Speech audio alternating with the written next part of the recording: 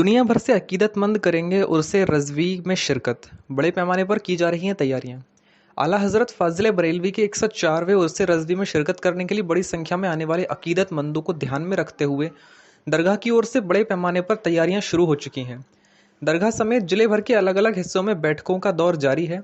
इसी कड़ी में आज दरगाह परिसर में दरगाह प्रमुख हजरत मौलाना सुबहान रजा खान की सरपरस्ती व सज्जादानशीन मुफ्ती असहन रजा कादरी सदारत में उर्स की तैयारियों को लेकर एक बैठक उलेमा व उर्स में खिदमत करने वाले टीटीएस वॉलंटियर व रजाकारों की हुई।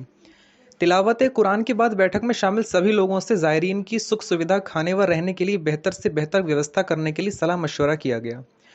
सज्जादानशीन मुफ्ती हसन मियाँ ने कहा कि 2 साल कोरोना की वजह से उर्स बेहद सादगी के साथ सीमित संख्या में मनाया गया था, लेकिन इस साल उर्स रज़वी अपनी पूरी शान और शौकत के साथ मनाया जाएगा। उन्होंने सभी लोगों से तैयारियों में जुट जाने का हुक्म दिया ताकि दुनिया भर से आने वाले ज़ायरीन को किसी भी तरह की दिक्कतों का सामना न करना पड़े। आगे सज्जादानशीन ने कहा कि लाखों के मजमे में मद्देनज़र दरगाह की तरफ से किए जाने वाले इंतज़ाम नाकाफ़ी रहते हैं, इसलिए शहरवासी जिस तरह से पहले ज़ायरीन के ठहरने, संबील व लंगर का इंतज़ाम करते थे, वो लोग इस बात पर भी अपना पूरा सहयोग दें। बैठक को संबोधित करते हुए मंजर इस्लाम के वरिष्ठ शिक्षक मुफ्ती सलीम बरेलवी ने कहा कि मिली सूचना के मुताबिक बड़ी संख्या में ज़ायरीन के बरेली पहुंचने का इत्तेला मिला है, जिसमें हिंदुस्तान के कोने कोने के अलावा बांग्लादेश, श्रीलंका, नेपाल, सऊदी अरब, मॉरिशस, तुर्की, south Africa, America, England, UK, Germany, मिस्र, दुबई, हॉलैंड आदि देशों से अकीदतमंद शिरकत करने बरेली पहुंचेंगे। मीडिया प्रभारी नासिर कुरैशी ने बताया कि सज्जादानशीन मुफ्ती हसन मियाँ की दुआ के साथ बैठक का समापन हुआ। बैठक दरगाह के आला जसोली में इरशाद रजा फोर्स प्रभारी यूनुस गद्दी व ठिरिया निजावत खान निवासी गौहर खान के घर पर भी सज्जादानशीन की अध्यक्षता में हुई। पिछले दिनों दरगाह प्रमुख ने उर्स का पोस्टर ऑनलाइन जारी किया था। उस पोस्टर को भी दुनिया भर में भेजने का काम जोरों पर है। कभी खुशी कभी गम डांस करते करते शख्स का निकला दम। जिंदगी और मौत में कुछ सेकंड का ही अंतर होता है। बीती रात ये दिखा यूपी के बरेली जनपद में प्रेमनगर थाना क्षेत्र के एक होटल में उस समय सनसनी मच गई जब एक शख्स की डांस करने के दौरान मौत हो गई।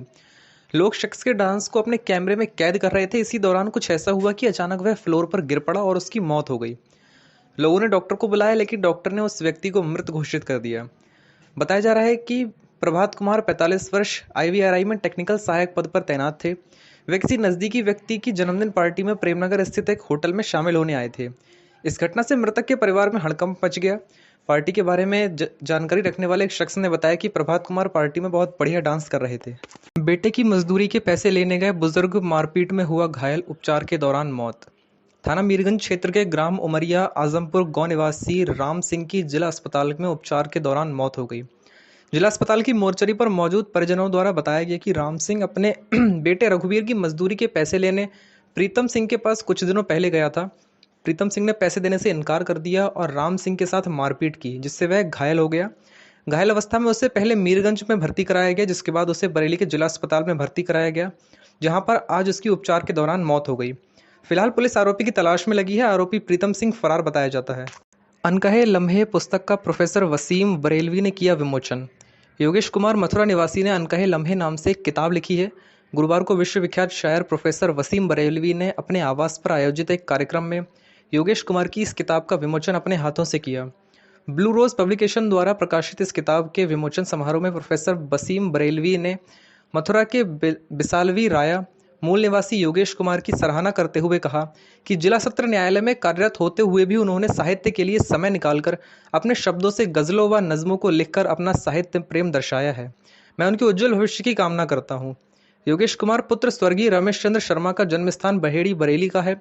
उनका बचपन यहाँ बीता। उन्होंने शुरू से ही वसीम बरेलवी साहब को अपनी प्रेरणा मानते हुए लेखन की दुनिया में प्रवेश किया और अपने शब्दों को गज़लों व नज़मों के माध्यम से समाज के सामने प्रस्तुत करने का काम किया। उनकी पुस्तक साहित्य से जुड़ाव रखने वालों के लिए बाजार में उपलब्ध है। इस दौरान जहीर अहमद सहित अन्य कई लोग उपस्थित रहे। भारतीय जीवन बीमा निगम ने मनाया अपना स्थापना दिवस, जिंदगी के साथ भी और जिंदगी के बाद भी, यानी एलआईसी।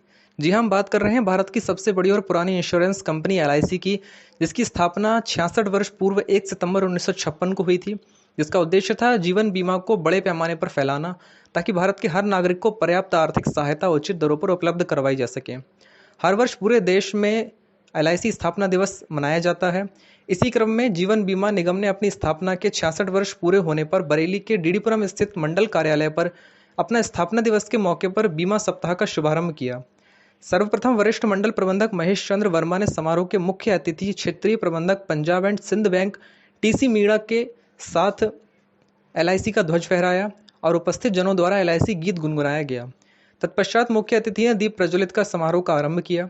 समारोह में मुख्य अतिथि के साथ साथ एलआईसी के अधिकारियों ने एलआईसी के उत्थान के लिए अपने अपने विचार रखे। चूंकि एलआईसी देश की प्रगति में अपनी भागीदारी के साथ साथ समाज के उत्थान में भी अपनी भागीदारी का निर्वहन करता है, इसी के चलते एलआईसी स्थापना दिवस से एक सप्ताह तक बीमा सप्ताह का आयोजन करती है, जिसके चलते प्रत्येक दिन एलआईसी समाज के विभिन्न क्षेत्रों में जाकर विभिन्न आयोजन करती है।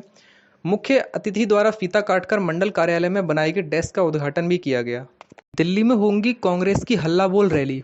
4 सितंबर को दिल्ली में होने वाली हल्ला बोल रैली के लिए कांग्रेसियों ने कमर कस ली है। बरेली में जिला कांग्रेस कमेटी के द्वारा कैंप कार्यालय में की गई प्रेस वार्ता। दिल्ली में 4 सितंबर को रामलीला मैदान में होगी कांग्रेस की हल्ला बोल रैली। बेरोजगारी और महंगाई के मुद्दों को लेकर सरकार के खिलाफ कांग्रेस के द्वारा की जाएगी हल्ला बोल रैली। रैली की तैयारियों को लेकर कांग्रेस ने की प्रेस वार्ता। प्रदेश कार्यकारिणी की हुई बैठक में कांग्रेस के प्रदेश, मंडल व जिला के सभी पदाधिकारी उपस्थित रहे।